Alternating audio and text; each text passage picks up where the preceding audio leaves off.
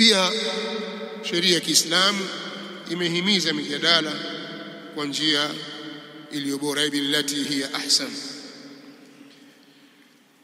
Jana nilijaribu kueleza tulikotoka katika mfululizo wa maudhui zetu, kwamba sisi kwenye darasa zilizopita tulikuwa tukizungumzia ubaya na hatari ya uzushi katika dini. Tukalazimika kuweka majalisi nyingi sana katika kuifafanua bid'a. Tukaeleza bid'a tulivyoeleza na taarifu yake kilugha na kisheria na kiistilahi. Tukaeleza mitazamo ya ulama kuhusu mgawanyo wa bid'a. Je, bid'a inagawanyika kwenye bid'a nzuri na mbaya? Kauli wenye kusema ndiyo inagawanyika na kauli zenye kusema hapana. Na pia tukaelezea sababu ya kutofautiana kwao juu ya hilo,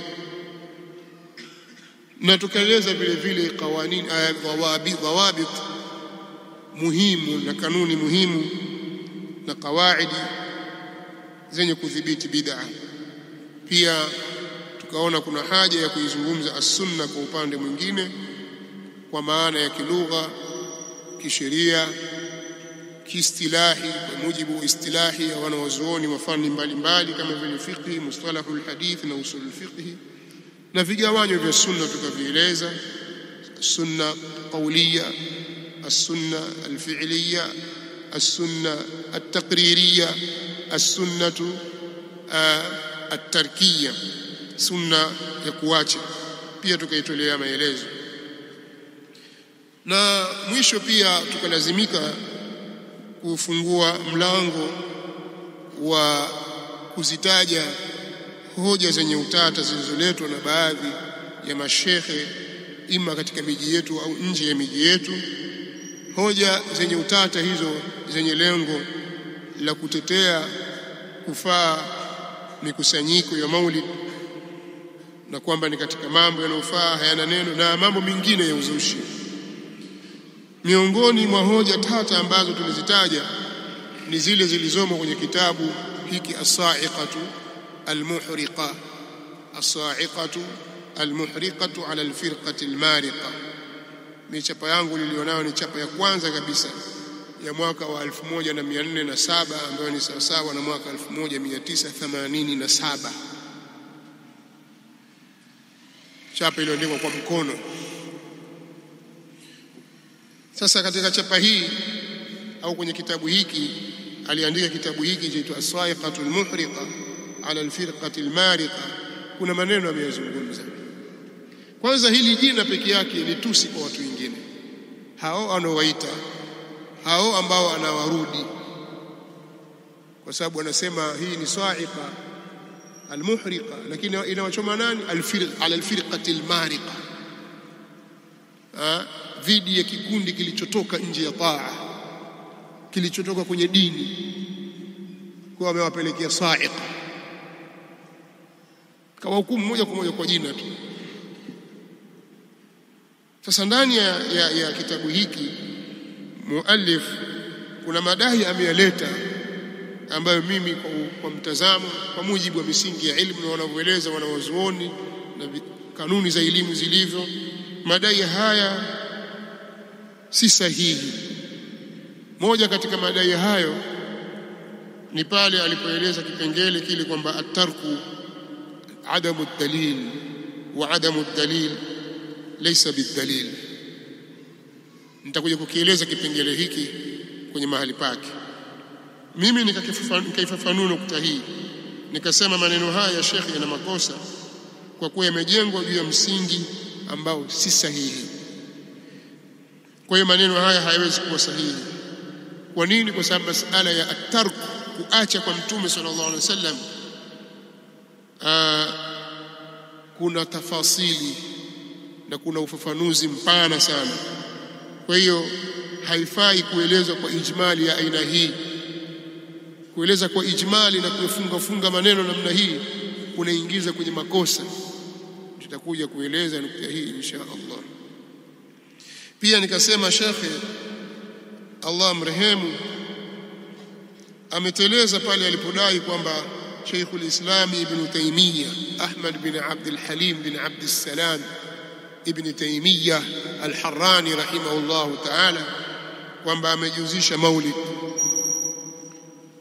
ndani ya kitabu chake Iqtida'u as-Sirat al-Mustaqim. Yeye hakunukuu kutoka kwenye Iqtida' ambacho ni kitabu cha Sheikh mwenyewe Sheikh al-Islam, yeye akanukuu kwenye kitabu kingine kinachoitwa Hiwaru ma'al Maliki.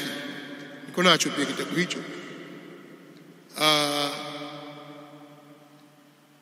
Na katika nyimbo pia, nyimbo yake akakitaja kitabu hicho kwamba ni hiwaru yenye vitu, sahifa yenye watu ni 163, atakaye akasome.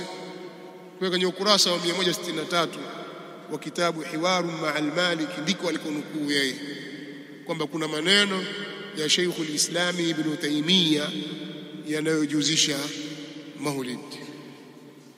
Sisi tukamjibu kwamba si kweli, maneno hayo hayapo, Sheikh amekosea hapa. Ibn Taymiyyah pale hajuzishi maulid.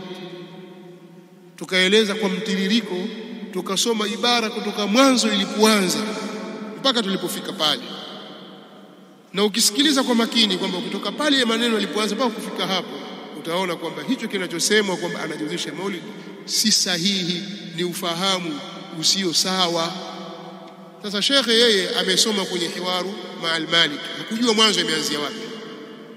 Laiti angesoma kwenye Iqtida'u as-Sirat al-Mustaqim maneno yalipoanza kwa karatasi nyingi tu, zaidi ya karatasi 10 mpaka 20, na ndivyo alivyokuwa Sheikh al-Islam Ibn Taymiyyah anapozungumza mambo, yuassilu al-masail thumma yastatrid bidhikri al-ashbah wan-nadha'ir.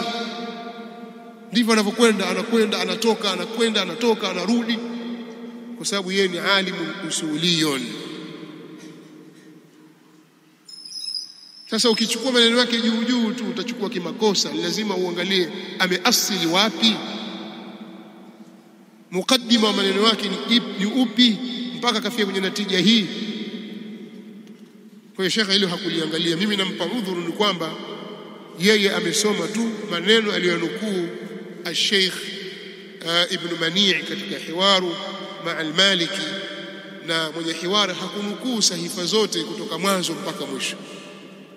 Pengine labda wakati huu akiandika kitabu hiki hakuwa na Iqtida'u as-Sirat al-Mustaqim, pengine, na sio aibu, sio aibu kwamba kitabu fulani wewe hukuwa nacho, pengine baada ya miaka 20 30 ukawa nacho, au mpaka wafa huna, sio aibu. Kwa hiyo maneno yale yamenukuliwa kimakosa kwa kuwa kayanukuu katikati au kayanukuu mwisho badala ya kunukuu kutoka mwanzo. Hatusemi kwamba angenukuu mwanzo mpaka mwisho, la, angesoma mwanzo mpaka mwisho angeelewa kwamba maneno haya hayazungumzii jambo hilo. Na mimi mara nyingi nasema kwa wale wenye kusoma vitabu vya Sheikh al-Islam Ibn Taymiyyah, saa nyingine Ibn Taymiyyah anaeleza masala mengi, anazungumza jambo fulani, huko mbele awanukuu falasifa namna wanavyosema, ananukuu watu fulani katika watu wa bid'a wanavyosema, alafu anarefusha kufanya hivyo. Sasa wewe pengine ukachukua maneno yako ukayakata pap, kumbe yale si maneno yake yeye, pengine ni maneno ya falasifa, ukasema Ibn Taymiyyah akasema. Nilitoa mfano hapa hivi majuzi ya mtu aliyekuja na kitabu al-Maqalatu as-Saniyya akidai kwamba Ibn Taymiyyah anajuzisha jambo kadha, kwamba Allah ni jismu, Allah kadha. Nikamwambia haturejee kwenye kitabu cha Ibn Taymiyyah, yeye mwenyewe akawa ametahayari. Sasa huu ni utaratibu baadhi ya watu hawaujui, hawauelewi katika kusoma vitabu vya Sheikh al-Islam Ibn Taymiyyah. Kwa hiyo mimi nasema kwamba haya maneno si kweli. Ibn Taymiyyah hajawahi kujuzisha maulidi hata siku moja. Si kwamba eti alizungumza zamani alafu alikuwa anajuzisha alafu akataraja, au zamani alikuwa anapinga alafu baadaye akarudi akawa hayakubali. La, msimamo wake ni mmoja tu, na kwenye kitabu hicho hicho ameyazungumza maneno vizuri kwa uwazi kabisa. Tutakuja kueleza jambo hili insha Allah utakapofika wakati wake.